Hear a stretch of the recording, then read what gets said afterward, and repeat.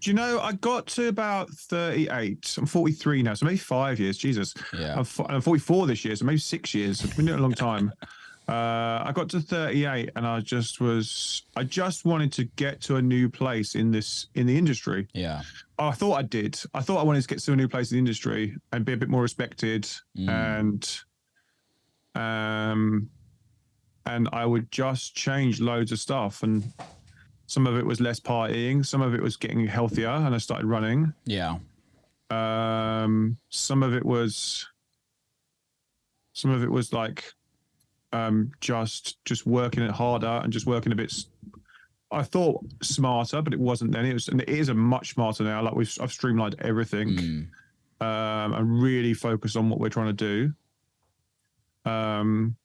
And I thought definitely back then it was trying to get somewhere more in the industry, but then I thought also, I always feel like there's a little inner circle of the industry, and I always feel like I want to be in that inner. Well, I wanted to be in that inner circle. No, not so fast. I'm more happy with the community around us than that we've built since then, than proving to anyone anything really. It's really interesting when you're in that situation in your life where you feel like you want to be part of something, and then you realize the grass isn't greener. Yeah, I did. I don't think I even made it in. I've never made it. I don't think I've ever made it in there. But I just think. But I think I totally, I don't disagree and I don't agree with you, because I think it's all from your own perspective. Yeah. Whereas like I feel exactly the same about my career, but from an outsider's point of view, they will look at my career and go, no, you're in that circle. Yeah. And I think that's the really interesting thing about how we kind of go internal in ourselves and not necessarily look at where we're actually at comparison to where we were at 10 years ago, 20 years ago, however long ago you've been doing it. And I think it's just a really interesting kind of perspective that majority of people in life, I don't think it's just music industry, I think it's life, but especially in the creative kind of world have. And I want, do you have any reason why that is? I think, do you know, because you go to the conferences and you know what the inner circle of dance music looks like. It's a few certain people, and you think, maybe if I'm in there, maybe it'll open up some more career prospects, it will open up certain things. The fact of the matter is, you open up your own career prospects, you create your own community around you, and you find you end up serving that community, and then that grows that community, and it just gets bigger and bigger, and you essentially become the middle of the circle. Totally. By being the best person you can be and being the best individual you can be, and serving the community that you build to the best of your ability. Totally agree. I guess my question to you is, if you were a person in the inner circle, what you class as the inner circle, where would you see yourself? Like, where would that be? How would you be in the inner circle? I don't know. I don't know now. I don't think I don't know. Maybe you'd be more well off because you'd get better opportunities. Maybe you would be, I don't know. I think all the time it'd be more respected. And I think, like, just yesterday's celebrating 15 years, I had so many lovely messages, like so many lovely voice notes and emails from some really, really established artists and people in the industry that have been in this space with us and been on, we've helped, or just people I've kind of given life advice to, or like we've had people that are interns for us in the early days that are now like managing major artists, and running massive shows, and like they were all started as interns for us, it's like weird. So and then that you feel respected then, and you think, well, that's it was really lovely, to be honest, Do you set goals? Yeah.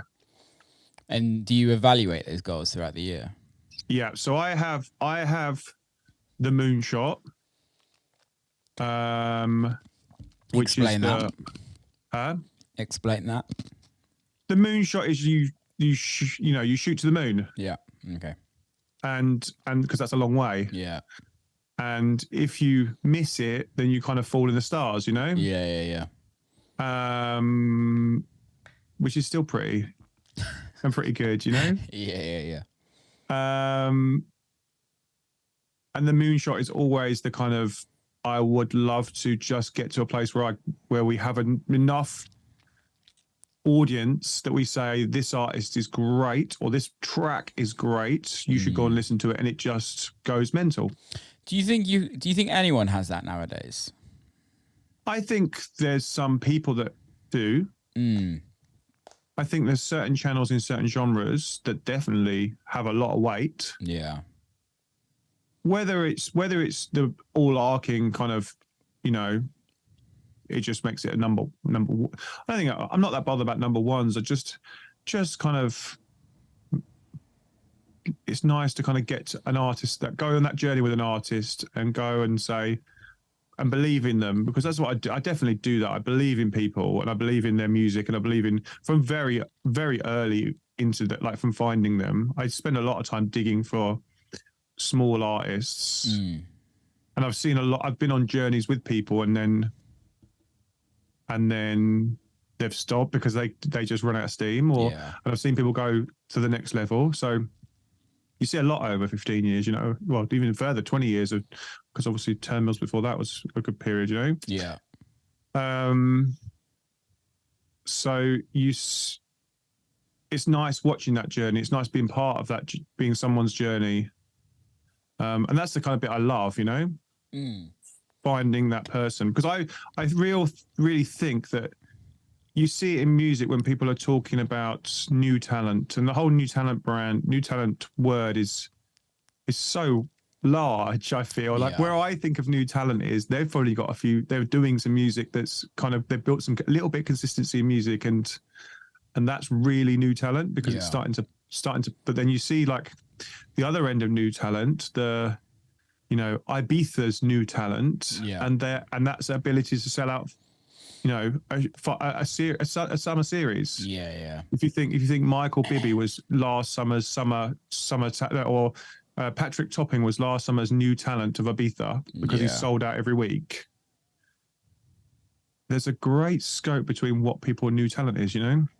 Yeah, I totally agree, because there's always the awards, isn't there, to like around this time of year, and it's like best newcomer, and then the best newcomer has been around for 15 years, kind of hashing away. Which is always really interesting, because it's like, oh, you've been doing it for 15 years, and now we can give you the recognition that you've had like one record, or you've started a record label, or you've done a brand or something that's given you that kind of recognition to the industry. It's a very interesting industry to start out and be part of. How, I want to talk about, like, did it ever start from you wanting to be an artist at any point? Do you know what? I loved DJ. I do love DJing. Yeah. I do love playing records. When I worked at Turnmills, I played every room in that club. Yeah.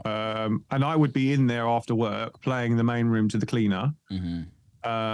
Just because I wanted to play on a big system, and because we could, like, we finished work on a Friday at 5 o'clock or whatever, and the club didn't open till 10, so there was a big, and the cleaners were in there wiping the floor, and then there was me bashing out the tracks, you know, and mixing on the big system. It was lovely, you know. And I did do the whole DJing thing for around London for a bit. In those period of time, that's like mid 2000s, before early 2000s, really. Yeah. And then I did make some. Because I was traveling into London, because I live in Milton Keynes, and I was traveling to London on the train. I was making record, like kind of in reason, on the train, making tracks, and never really. When that time I was with someone, and they were really not great at being positive.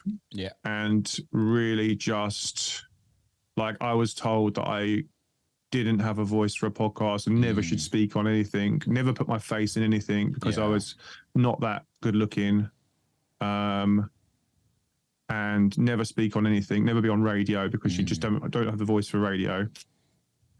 Sounds like a super positive person to have around. So would never have done this, dude. Never. Like definitely wouldn't be streaming on what I'm doing now, streaming, nearly 1,000 hours of streaming on Twitch, and would never have done that. Yeah.